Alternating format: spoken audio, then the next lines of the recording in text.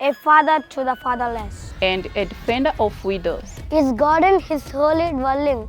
God sets the lonely in families. He leads out the prisoners with singing.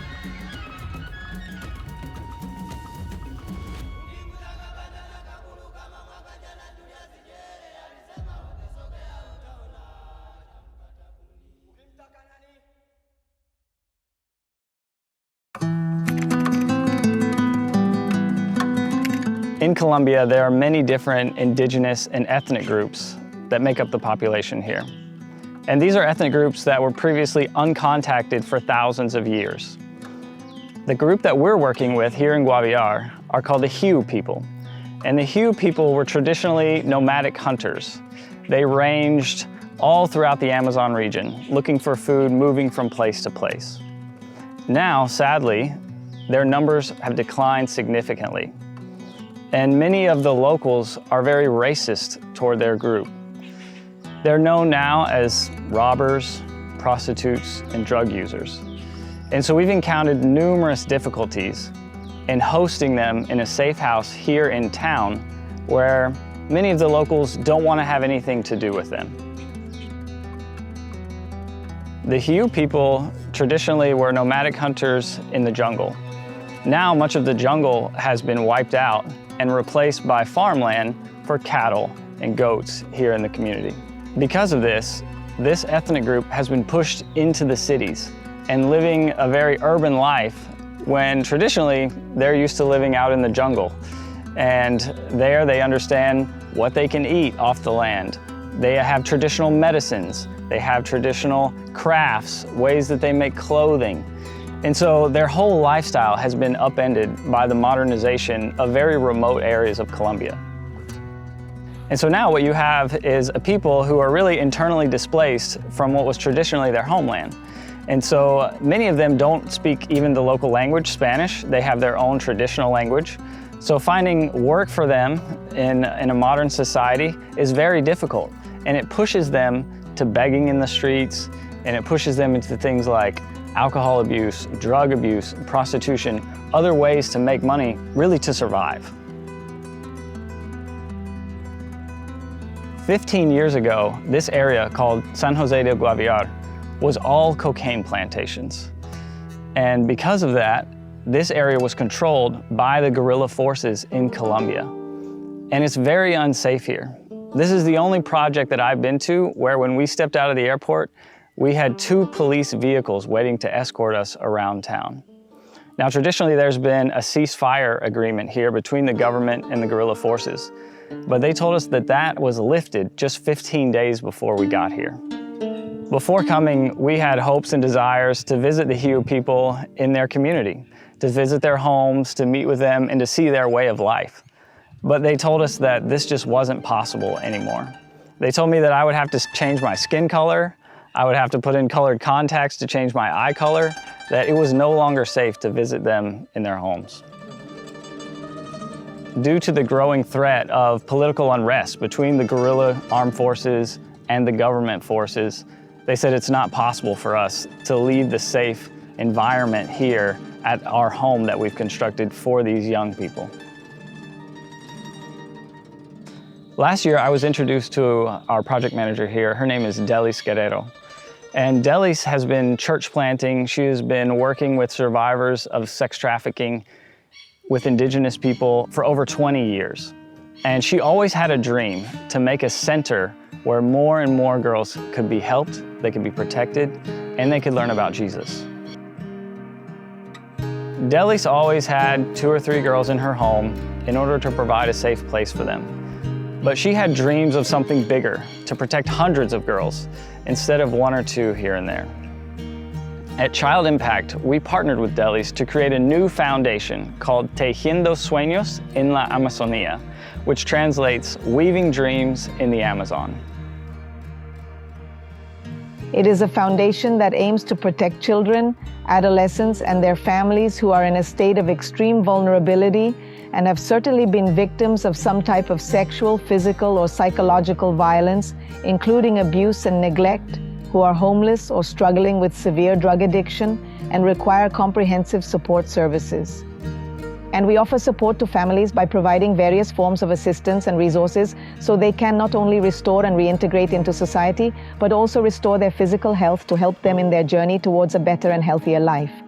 The reason we exist is because in San Jose del Guaviare especially, and throughout the Amazon in particular, we have a very serious situation with our girls, particularly those who have been victims of abuse, girls who have come from an armed conflict and have been displaced to nearby urban centers, that is, near towns and cities in the region. But these are girls from the jungle, and because they are in such a vulnerable situation, and unfortunately, they have had to live on the streets and have become easy prey for bad people, for predators. So they have been going in and out of places like brothels and other similar establishments. They are on the streets, sleeping on sidewalks, and their parents are so confused by everything that is happening that they are not aware of their situation. So they can basically last 1 or 2 weeks outside the house and there is no one, which made us think that although Colombia has really made many efforts to really change that, it has not been able to change. There has indeed been no solution. The Weaving Dreams Shelter, which is a crucial and vital establishment, is an important option that we have thoughtfully and meticulously planned and created in order to safeguard the lives and integrity of the girls.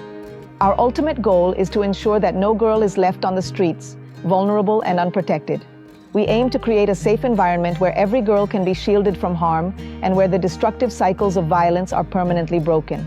And that is why we have also involved their mothers and their close family members or some of their relatives to be actively with us in the process of life restoration, education, strengthening of ancestral knowledge, emotional and mental restoration, and also physical well-being and restoration. That is why we are here, with the goal that our girls can leave that place and become professionals, that they can reintegrate into the community, into society, in a way that truly makes sense. I love the name Weaving Dreams in the Amazon because we're in the Amazon and this was just a dream project that we had to protect indigenous girls in the Amazon. So to be here and see it firsthand is a dream come true. There's also another significance to the name Weaving Dreams in the Amazon. The other significance of the name Weaving Dreams in the Amazon is a representation of the type of work that we're going to do here with the girls culturally. At Child Impact, we don't want to impose a Western mindset everywhere we open a new project. We want to work with the locals and we want to work in the context of their culture to help them in the best way possible. And so with the name Weaving Dreams in the Amazon, we're incorporating traditional methods of weaving on traditional looms here in this place. We've contracted with local teachers who know their language because they don't speak Spanish like the rest of Colombians. We're also teaching them how to make handicrafts. We're teaching them traditional methods of baking, using traditional ovens and ways of cooking. One story that really impressed me was the faith and the boldness that Dellys has had in getting this project off the ground. Traditionally, indigenous people are not thought of highly by the community where we're working. And when this project started, our project manager, Dellys, received multiple threats. People were messaging her on WhatsApp telling her, "You are not going to put that center in our town." And as we learn more and more, it's because the Hue people are known to be prostitutes, drug abusers, and thieves. And so they called a town meeting and asked Dellys to come and speak about what was happening here. But it wasn't just a meeting. Dellys was afraid that she actually wouldn't walk out of this meeting alive. So she told her husband, she didn't tell her kids, the rest of her family, where she was going. He dropped her off, and as she was going inside, after receiving all these threats telling her to come to this meeting, a man stopped her at the door. Now this man was the former leader of a guerrilla movement here in Colombia.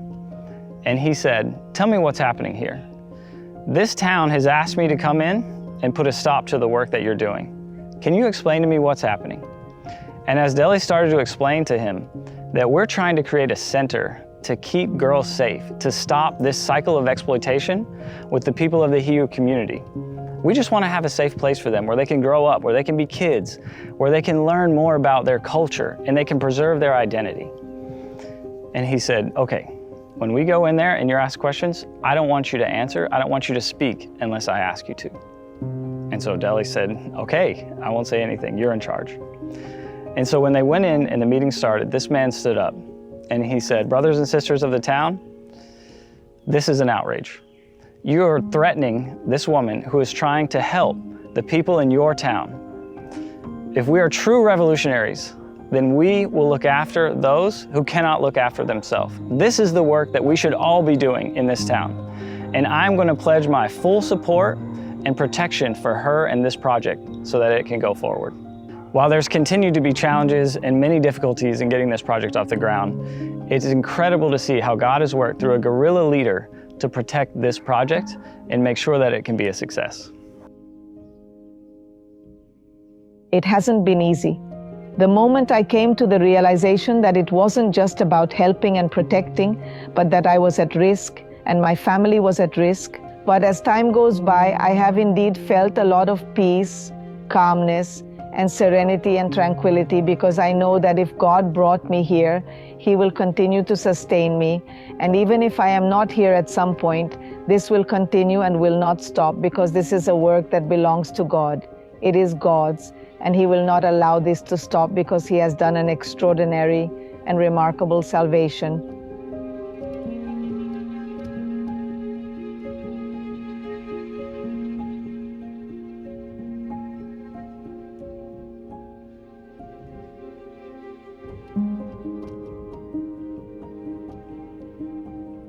At the foundation, we have several pedagogical symbols and guiding principles that constantly invite them to think about who they really are and why they are here. One of those symbols is the butterfly. We are inspired by the life and the story that God allowed the butterfly to have. And the thing is, the butterfly first is a common caterpillar that crawls on the ground, but there comes a moment when it must weave around its own body and even practically dissolves. But in reality, it is strengthening its wings so that it can later fly and weave those dreams or fly for its dreams. So we always want to tell the girls while they are here that they are actually butterflies, not common worms, even though at this moment they might feel like they are practically crawling through their lives. But we have environments that allow them to feel that they can strengthen their lives so that when they leave here, they can fly towards their dreams, go after their dreams.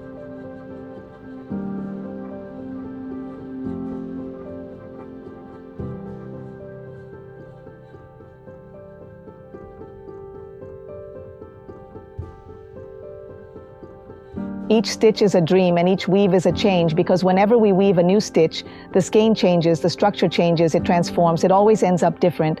This process of weaving and stitching is a continuous journey where every thread and every stitch contributes to the ever-evolving tapestry. So, you make a stitch and it changes, you make another stitch and it changes, and you keep stitching and you start shaping something beautiful.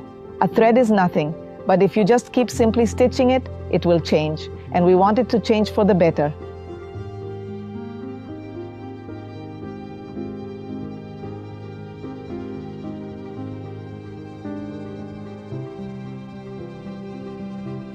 Friends, it has been shocking for me to learn the situation of indigenous children here in Colombia. Children who have been forced and trafficked into the drug trade. This project would not have been possible without the support of the national and local government agencies, without the support of the Guaviare Police Department, and without your support and your gifts to Operation Child Rescue. If you would like to donate to this project, please visit us online at childimpact.org/donate. and select Operation Child Rescue, or call our office at 423-910-0667. Thank you so much for your support, and may God bless.